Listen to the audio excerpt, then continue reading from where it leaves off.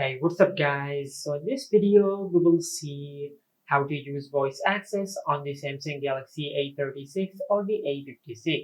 Now to do that, just open settings, then go to accessibility, then tap on interaction and dexterity, and tap on voice access. Now from here, just enable this toggle to enable voice access. Now just select allow. Now as you can see, we have successfully enabled voice access on our smartphone. Now to use voice access, just swipe down from the top of the screen and open the notifications panel. And in the notifications panel, you will find this notification from voice access. Now just tap on it. Now from here, you can control your device by using some voice commands. For an example, open YouTube. Scroll down.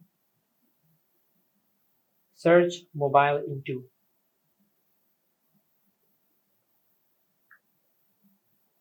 Go to home screen, swipe left, swipe up, go to home screen.